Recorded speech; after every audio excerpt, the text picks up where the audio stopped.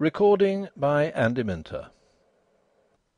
Man-Size in Marble by E. Nesbit. Although every word of this story is as true as despair, I do not expect people to believe it. Nowadays a rational explanation is required before belief is possible. Let me then at once offer the rational explanation which finds most favour among those who have heard the tale of my life's tragedy.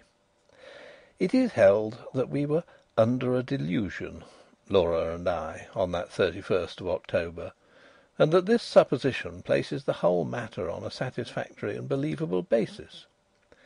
The reader can judge, when he too has heard my story, how far this is an explanation and in what sense it is rational. There were three who took part in this: Laura and I and another man. The other man still lives, and can speak to the truth of the least credible part of my story. I never in my life knew what it was to have as much money as I required to supply the most ordinary needs, good colours, books, and cab fares. And when we were married, we knew quite well that we should only be able to live at all by strict punctuality and attention to business. I used to paint in those days, and Laura used to write, and we felt sure we could keep the pot at least simmering. Living in town was out of the question, so we went to look for a cottage in the country, which should be at once sanitary and picturesque. So rarely do these two qualities meet in one cottage that our search was, for some time, quite fruitless.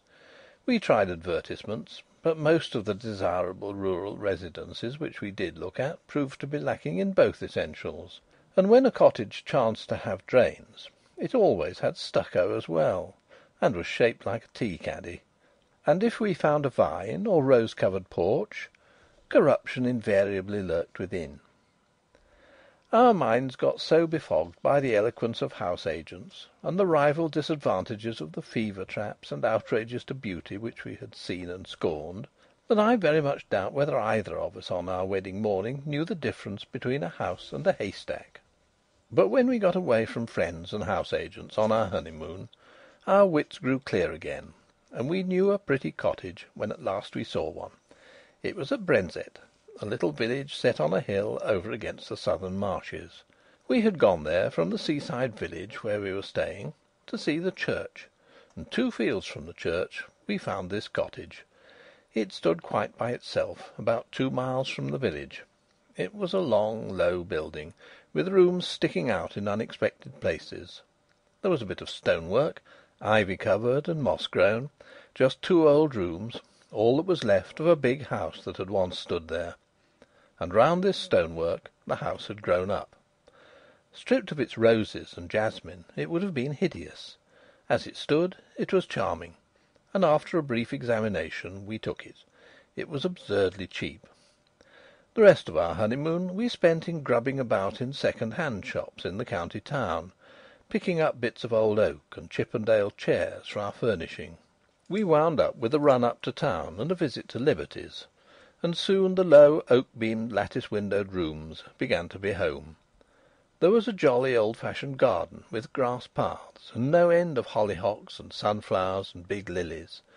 From the window you could see the marsh pastures, and beyond them the blue thin line of the sea. We were as happy as the summer was glorious, and settled down into work sooner than we ourselves expected. I was never tired of sketching the view and the wonderful cloud effects from the open lattice, and Laura would sit at the table and write verses about them, in which I mostly played the part of foreground. We got a tall old peasant woman to "do" for us. Her face and figure were good, though her cooking was of the homeliest, but she understood all about gardening, and told us all the old names of the coppices and cornfields, and the stories of the smugglers and highwaymen, and, better still, of the things that walked, and of the sights which met one in lonely glens on a starlit night. She was a great comfort to us, because Laura hated housekeeping as much as I loved folklore, and we soon came to leave all the domestic business to Mrs. Dorman, and to use her legends in little magazine stories, which brought in the jingling guinea. We had 3 months of married happiness, and did not have a single quarrel. One October evening I had been down to smoke a pipe with the doctor, our only neighbour, a pleasant young Irishman. Laura had stayed at home to finish a comic sketch of a village episode for the monthly Marplot. I left her laughing over her own jokes, and came in to find her a crumpled heap of pale muslin, weeping on the window-seat. "Good heavens, my darling, what's the matter?" I cried, taking her in my arms. She leant her little dark head against my shoulder and went on crying. I had never seen her cry before. We had always been so happy, you see, and I felt sure some frightful misfortune had happened. "What is the matter? Do speak!" "It's Mrs. Dorman," she sobbed. "What has she done?" I inquired, immensely relieved. "She says she must go before the end of the month, and she says her niece is ill. She's gone down to see her now. But I don't believe that's the reason, because her niece is always ill. I believe someone's been setting her against us. Her manner was so queer." "Never mind, Pussy," I said. "Whatever you do, don't cry, or I shall have to cry too, to keep you in countenance. And then you'll never respect your man again." She dried her eyes obediently on my handkerchief, and even smiled faintly. "But you see," she went on, "it really is serious, because these village people are so sheepy, and if one won't do a thing, you may be quite sure none of the others will. And I shall have to cook the dinners and wash up the hateful greasy plates, and you'll have to carry cans of water about and clean the boots and knives, and we shall never have time for work, or earn any money, or anything. We shall have to work all day, and only be able to rest when we are waiting for the kettle to boil." I represented to her that even if we had to perform these duties, the day would still present some margin for other toils and recreations. But she refused to see the matter in any but the greyest light. She was very unreasonable, my Laura, but I could not have loved her any more if she had been as reasonable as Whately. "I'll speak to Mrs. Dorman when she comes back, and see if I can't come to terms with her," I said. "Perhaps she wants a rise in her screw. It'll be all right. Let us walk up to the church." The church was a large and lonely one, and we loved to go there, especially upon bright nights. The path skirted a wood, cut through it once, and ran along the crest of the hill through two meadows, and round the churchyard wall, over which the old yews loomed in black masses of shadow. This path, which was partly paved, was called the Bier Balk, for it had long been the way by which the corpses had been carried to burial. The churchyard was richly treed, and was shaded by great elms, which stood outside and stretched their majestic arms in benediction over the happy dead. A large low porch let one into the building by a Norman doorway and a heavy oak door studded with iron. Inside, the arches rose into darkness, and between them the reticulated windows, which stood out white in the moonlight. In the chancel the windows were of rich glass, which showed in faint light their noble colouring, and made the black oak of the choir pews hardly more solid than the shadows. But on each side of the altar lay a grey marble figure of a knight in full plate armour, lying upon a low slab, with hands held up in everlasting prayer. And these figures, oddly enough, were always to be seen if there were any glimmer of light in the church. Their names were lost, but the peasants told of them that they had been fierce and wicked men, marauders by land and sea, who had been the scourge of their time, and had been guilty of deeds so foul that the house that they had lived in, the big house, by the way, that had stood on the site of our cottage, had been stricken by lightning and the vengeance of heaven. But for all that, the gold of their heirs had bought them a place in the church. Looking at the bad, hard faces reproduced in the marble, this story was easily believed.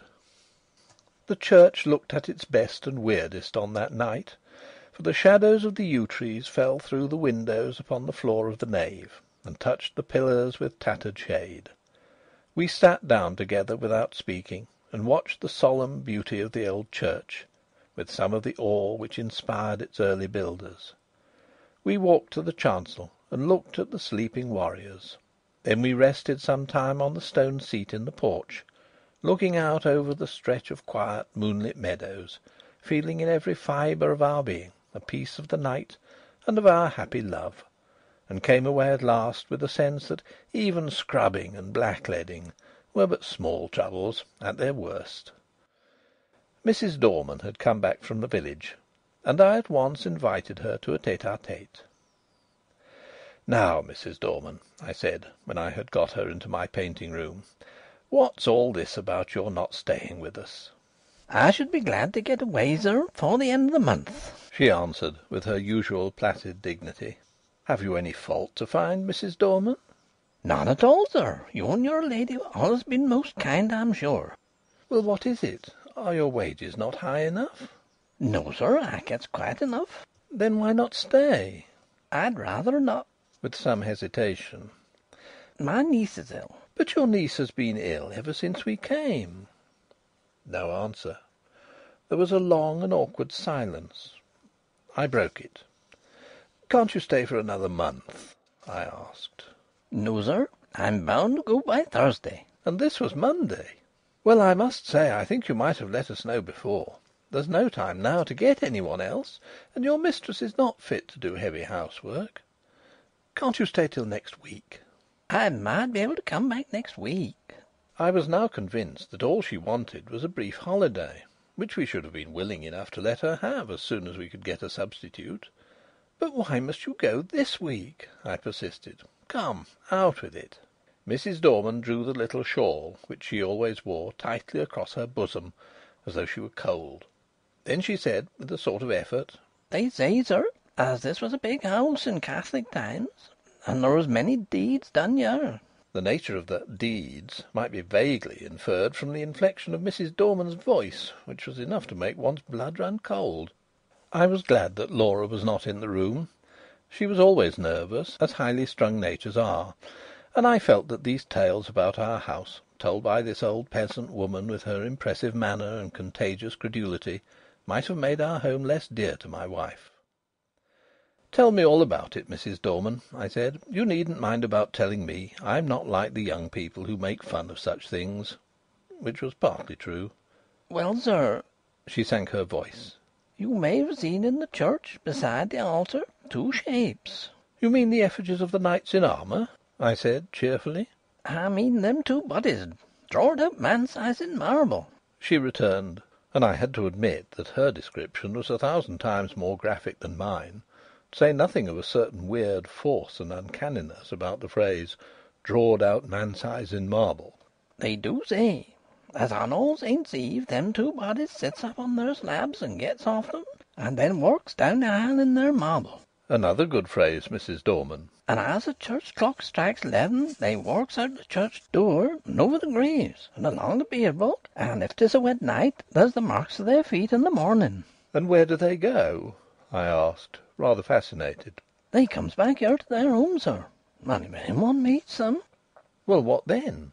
I asked. But no, not another word could I get from her, save that her niece was ill and she must go. After what I had heard, I scorned to discuss the niece, and tried to get from Mrs. Dorman more details of the legend.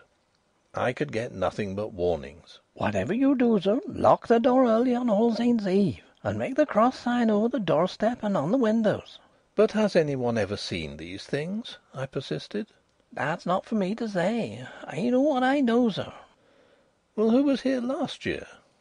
"No one, sir. Lady as owned the house only stopped during the summer, and she always went to London a full month afore the night. And I'm sorry to inconvenience you and your lady, but my niece is ill, and I must go on Thursday." I could have shaken her for her absurd reiteration of that obvious fiction after she had told me her real reasons. She was determined to go, nor could our united entreaters move her in the least. I did not tell Laura the legend of the shapes that "walked in their marble," partly because a legend concerning our house might perhaps trouble my wife, and partly, I think, from some more occult reason. This was not quite the same to me as any other story, and I did not want to talk about it until the day was over. I had very soon ceased to think of the legend, however. I was painting a portrait of Laura against the lattice window, and I could not think of much else. I had got a splendid background of yellow and grey sunset, and was working away with enthusiasm at her lace. On Thursday Mrs. Dorman went. She relented at parting so far as to say: "Don't you put yourself about too much, ma'am. Then if there's any little thing I can do next week, I'm sure I shan't mind." From which I inferred that she wished to come back to us after Halloween. Up to the last she adhered to the fiction of the niece with touching fidelity. Thursday passed off pretty well. Laura showed marked ability in the matter of steak and potatoes, and I confess that my knives and the plates which I insisted upon washing were better done than I dared to expect. Friday came. It is about what happened on that Friday that this is written. I wonder if I should have believed it if anyone had told it to me. I will write the story of it as quickly and plainly as I can. Everything that happened on that day is burnt into my brain. I shall not forget anything, nor leave anything out. I got up early, I remember, and lighted the kitchen fire, and had just achieved a smoky success when my little wife came running down, as sunny and sweet as the clear October morning itself. We prepared breakfast together, and found it very good fun. The housework was soon done, and when brushes and brooms and pails were quiet again, the house was still indeed. It is wonderful what a difference one makes in a house. We really missed Mrs. Dorman, quite apart from considerations concerning pots and pans. We spent the day in dusting our books and putting them straight, and dined gaily on cold steak and coffee. Laura was, if possible, brighter and gayer and sweeter than usual, and I began to think that a little domestic toil was really good for her. We had never been so merry since we were married, and the walk we had that afternoon was, I think, the happiest time of all my life. When we had watched the deep scarlet clouds slowly pale into leaden grey against a pale green sky, and saw the white mists curl up along the hedgerows in the distant marsh, we came back to the house silently, hand in hand. "You're sad, my darling," I said, half jestingly, as we sat down together in our little parlour. I expected a disclaimer, for my own silence had been the silence of complete happiness. To my surprise, she said: "Yes, I think I am sad. Or rather, I'm uneasy.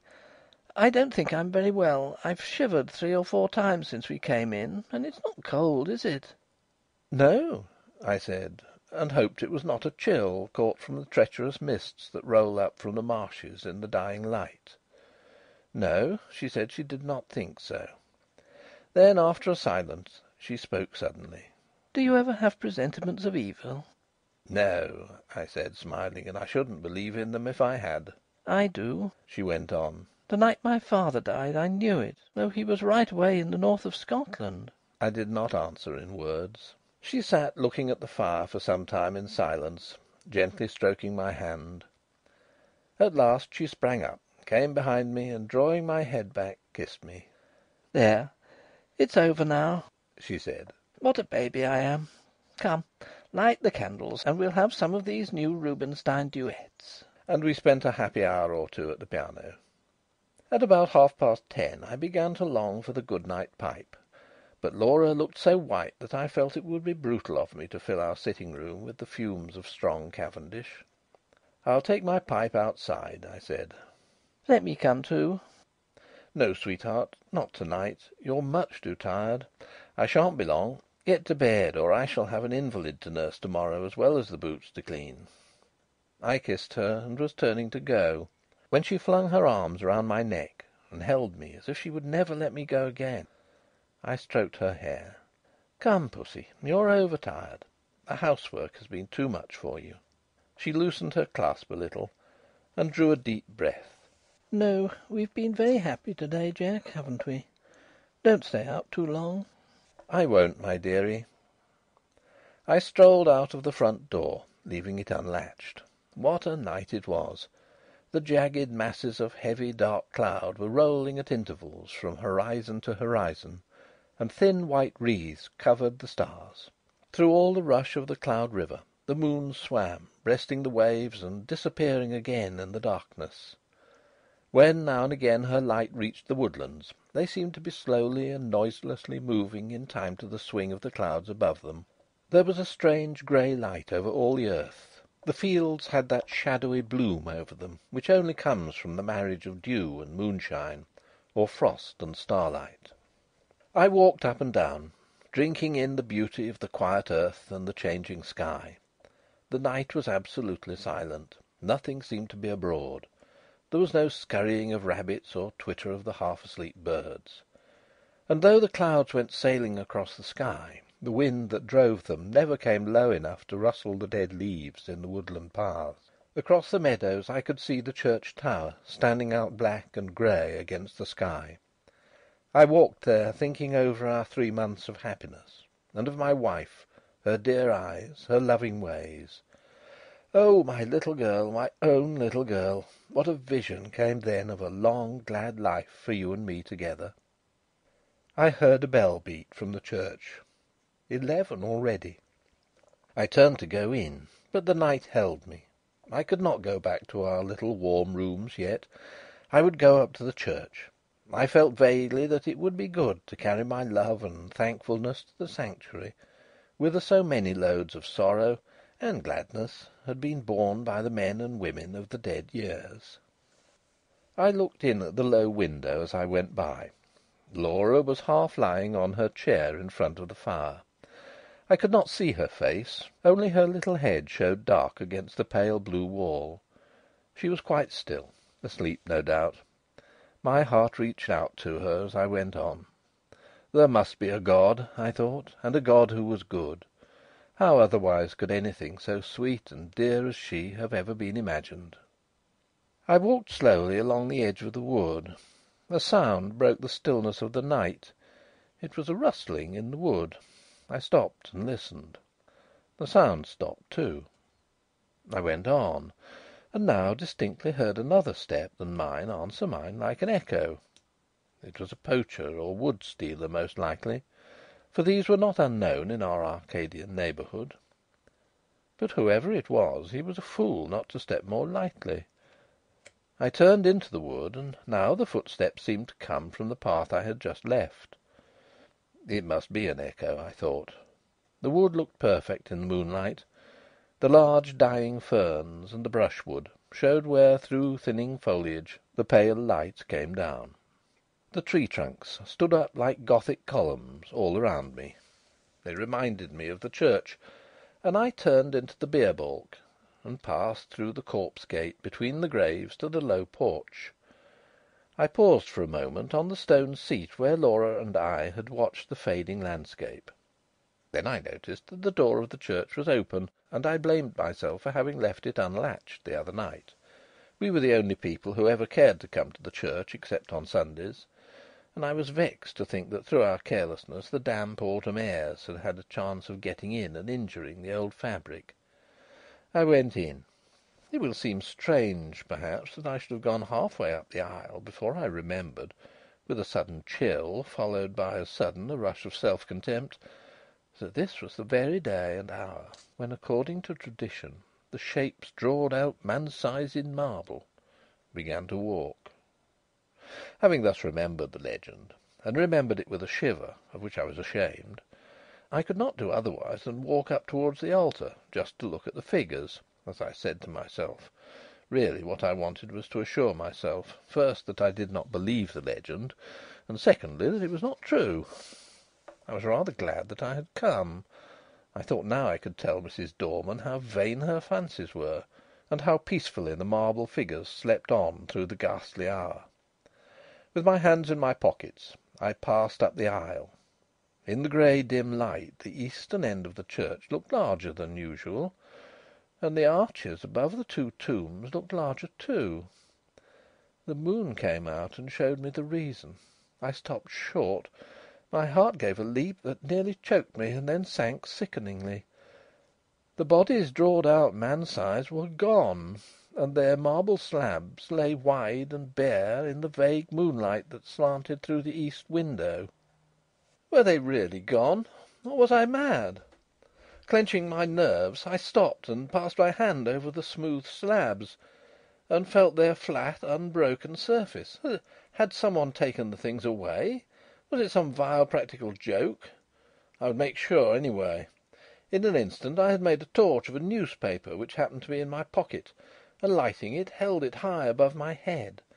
Its yellow glare illumined the dark arches and those slabs. The figures were gone, and I was alone in the church. Or was I alone? And then a horror seized me, a horror indefinable and indescribable, an overwhelming certainty of supreme and accomplished calamity, I flung down the torch and tore along the aisle and out through the porch, biting my lips as I ran to keep myself from shrieking aloud.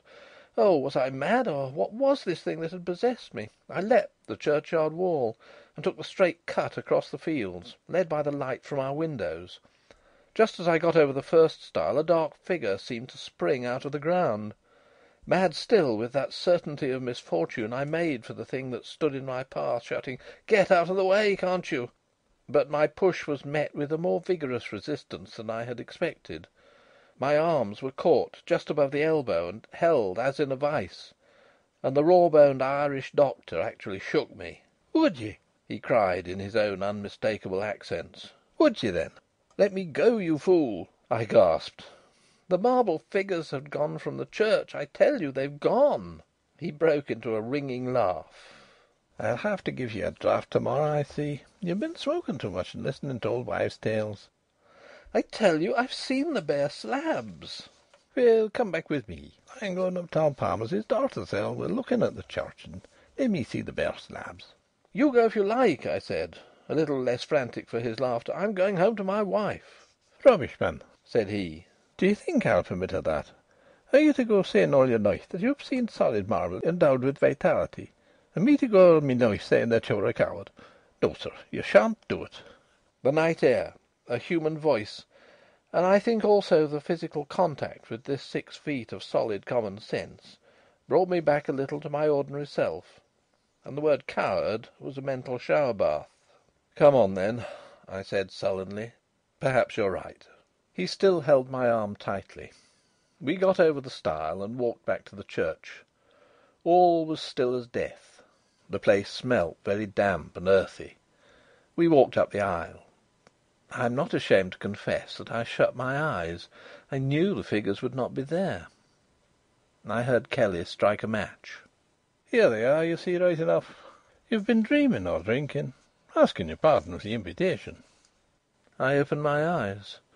By Kelly's expiring vesta, I saw 2 shapes lying, in their marble, on their slabs. I drew a deep breath and caught his hand. "I'm awfully indebted to you," I said. "It must have been some trick of the light, or I've been working rather hard. Perhaps that's it. Do you know, I was quite convinced they were gone." "I'm aware of that," he answered, rather grimly. "You'll have to be careful of that brain of yours, my friend, I assure you." He was leaning over and looking at the right-hand figure, whose stony face was the most villainous and deadly in expression. "By Jove!" he said. "Something's been afoot here. This hand is broken." And so it was. I was certain that it had been perfect the last time Laura and I had been there. "Perhaps someone's tried to remove them," said the young doctor. "That won't account for my impression," I objected. "Too much painting and tobacco will account for that well enough." "Come along," I said, "or my wife will be getting anxious. You'll come in and have a drop of whisky and drink confusion to ghosts and better sense to me." "I ought to go to Palmer's, but it's so late now I'd best leave it till morning," he replied. "I was kept late at the Union, and I've had to see a lot of people since. All right, I'll come back with ye." I think he fancied I needed him more than did Palmer's girl. So, discussing how such an illusion could have been possible, and deducing from this experience large generalities concerning ghostly apparitions, we walked up to our cottage. We saw, as we walked up the garden path, that the bright light streamed out of the front door, and presently saw that the parlour door was open too. Had she gone out? "Come in," I said, and Dr. Kelly followed me into the parlour. It was all ablaze with candles, not only the wax ones, but at least a dozen guttering, glaring tallow dips stuck in vases and ornaments in unlikely places. Light, I knew, was Laura's remedy for nervousness. Poor child, why had I left her? Brute that I was!